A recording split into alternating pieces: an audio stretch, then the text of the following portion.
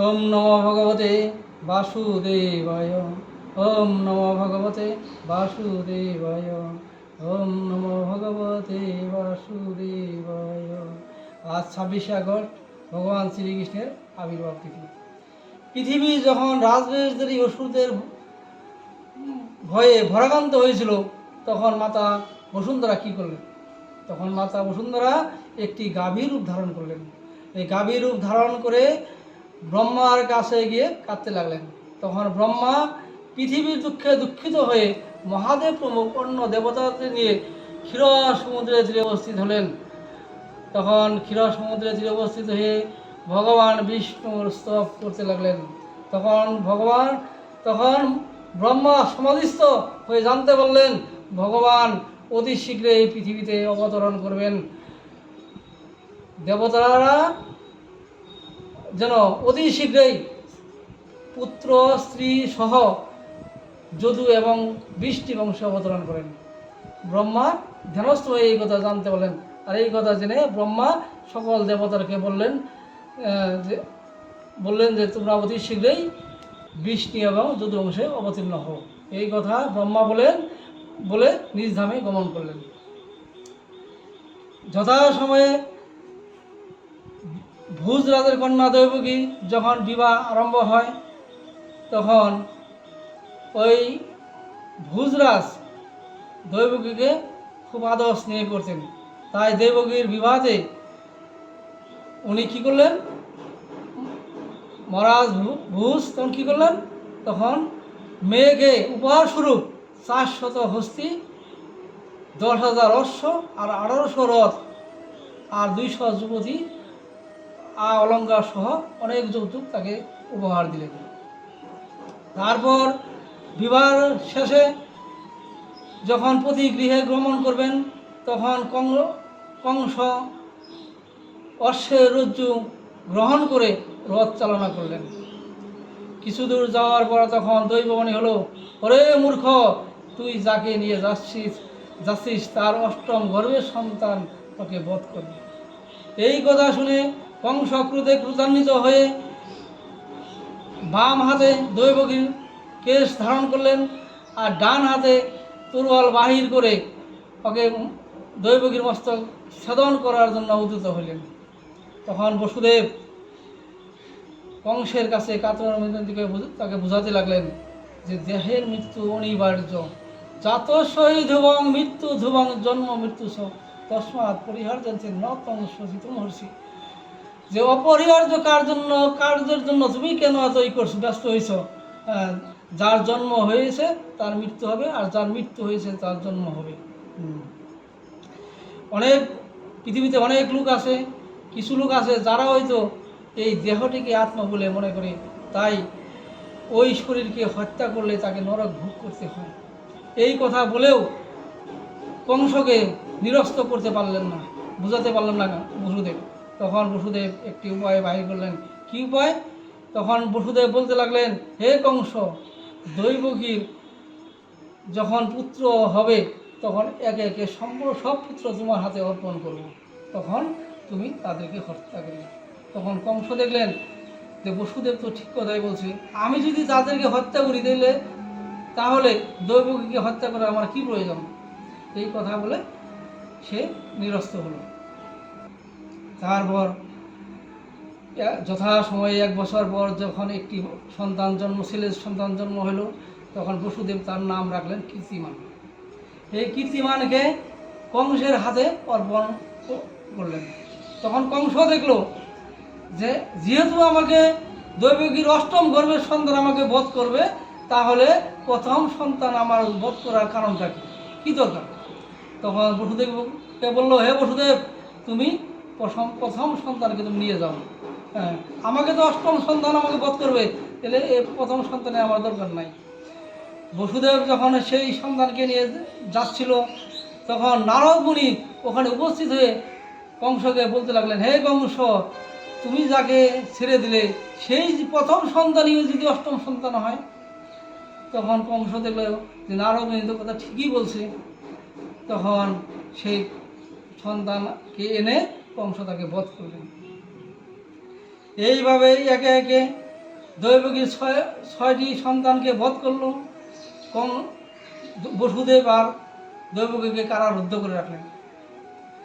এখন একটি প্রশ্ন হলো, ভগবান শ্রীকৃষ্ণ দৈবকীর অষ্টম গর্ভে কেন আসবেন? সে তো প্রথম দ্বিতীয় তৃতীয় গর্ভেও তো আসতে পারত। অষ্টম গর্ভে কেন আসবেন? বলদেবের মাতা কেন দুটি হবে? একটা হলো রোহিণী, একটা হলো দৈবকী। কেন রোহিণী দুইটা মাতা হয়, তার কারণটা কি? আর নারদ মুনি বা কেন বলল যে এই সন্তান প্রথম সন্তানটি যদি অষ্টম সন্তান হয়? নারদ মুনি যদি না বলতো তাহলে তো কংস ওই সন্তানকে হত্যা করতো না। তো এই বিচার বোঝা যায় নারদ মুনি যদি অন্যায় করলো নাকি। আপনার চিন্তা করুন, নারদ মুনি হয়তো অন্যায় করলো আপনাদের চোখে। তখন এর প্রশ্ন হলো, একে একে যখন 6টি সন্তান উনি হত্যা করল, এই 6টি সন্তান আগের জন্মে মরিচের সন্তান ছিল। মরিচের 6টি সন্তান ছিল। ব্রাহ্মণের অভিশাপে সেই সন্তান 6টি হিরণ্যকশিপুর নাতি হিসাবে কালনেমি দৈত্য সন্তান রূপে জন্মগ্রহণ করে। তারা 6 জন সরগর্ভে জন্ম হয়েছিল। তারা যুদ্ধে বিশারদ ছিল, তারা বিরাট অভিমানী ছিল। তখন তারা শক্তি প্রাপ্তির জন্য ব্রহ্মার ধ্যান করতে লাগলেন। তখন হিরণ্যকশিপু দেখল যে আমার পুত্রেরা আমার কাছে জিজ্ঞাসা না করে তারা কেন ব্রহ্মার সময় ধ্যানস্থ হইল। তাই ব্রহ্মা ক্রোধান্বিত হয়ে ওই 6 জনকে অভিশাপ দিল যে তোরা পরজন্মে দৈবকীর গর্ভে জন্ম হবে, কালনেমি কংস হয়ে জন্ম হবে, তোর পিতাই তোদেরকে বধ করবে। এই অভিশাপ ওরা 6 জন প্রাপ্ত হইল। তাই এর থেকে বোঝা যায়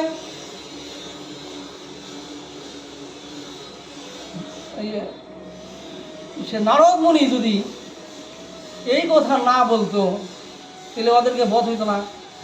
আর ওরা যদি বধ না হইতো ওরা উদ্ধার হইতো না। তাই ভক্ত যারা নাকি শুদ্ধ পরম বৈষ্ণব, তারা যা করে তা সবের মঙ্গলের জন্যই করে। তাই নারদ মুনি ছিল পরম বৈষ্ণব শুদ্ধ ভক্ত। তাই নারদ যেটি করছে সেটি মঙ্গলের জন্যই করছে। কারণ সে যদি কথা না বলতো তাহলে ওদের হত্যা হইতো না, ওরা নরকগামী, ওদের বারবার নরকগামী ওরা হইতে হতো। তাই ওরা এই জন্ম, এই 3 জন্ম ওদের দিয়ে কীর্তিমান, ওরা 6 জন এই জন্ম দিয়ে ওদের 3টি জন্ম ওদের প্রাপ্তি হয়েছিল। বোঝা গেল এখন।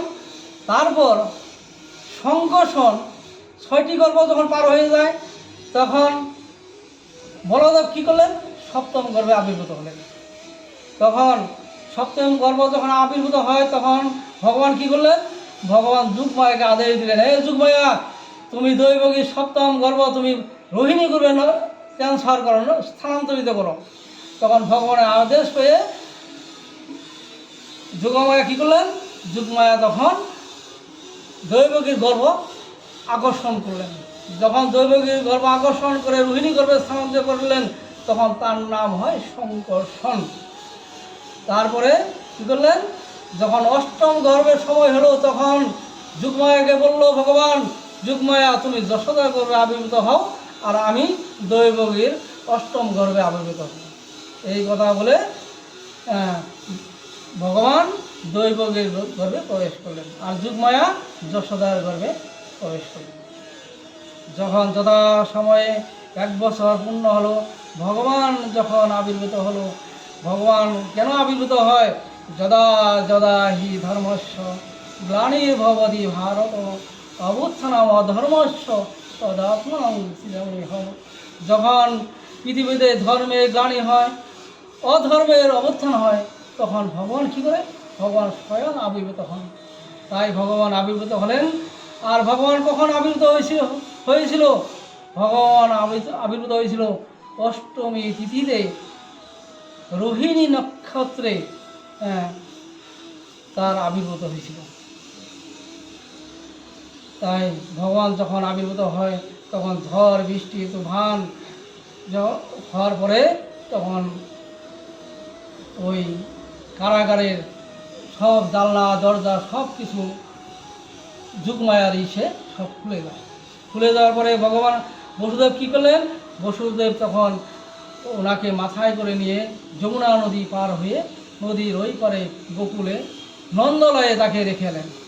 রেখে যশোদার কন্যাকে এনে দৈবগীর কুলে স্থাপন করলেন। যখন সকাল ভোর হলো তখন সব কারারুদ্ধ অটোমেটিক আগের মতো কারারুদ্ধ হয়ে গেল। কংস জানতে পারলেন দৈবগীর কন্যা সন্তান জন্ম হয়েছে। ওই কন্যা সন্তানটি কংস এনে উপরে ঢেল মারলেন। তখন সেই কন্যা সন্তানটি বলল, হে কংস, তুমি যাকে বধিবে তোমাকে মারিবে সে যে গোকুলে রয়েছে সে। এই কথা শুনে কংস ক্রোধান্বিত হয়ে গোকুলে আক্রমণ আরম্ভ করলেন। গোকুলে যাওয়ার পর অনেক অনেক দৈত্য সব কিছু মৃত্যুবরণ করলেন। লাস্টের সময় যখন যত পতুনা রাক্ষসী আছিল সব কিছু, যত সৈন্যবাণী আছিল সব মৃত্যুবরণ করলো। ও পতুনা রাক্ষসী, অগাসুর, বকাসুর যত আসলে সব শেষ হয়ে গেলো। লাস্ট কী করলো, কংস কী উপায় বাহির করলেন, অক্কুর মণিকে ওই গোকুলে এনে ই করলেন, পাঠালেন। কংস জানেন যখন যদি অক্কুর মণিকে আমরা পাঠাই তাহলে ভগবান নিশ্চয়ই মথুরায় গমন আসবেন। তখন অক্কুর মণিকে দেখে ভগবান শ্রীকৃষ্ণ আর বলদেব মথুরায় প্রবেশ করলেন। যখন মথুরায় প্রবেশ করে তখন ক্রোধাগ্নিতে কংস তখন বাইরে হলেন ওদেরকে মারার জন্য। তখন ভগবান কী করলেন, মুষ্টিঘাতে তখন কংসকে বধ করলেন। হরে কৃষ্ণ। হবে না?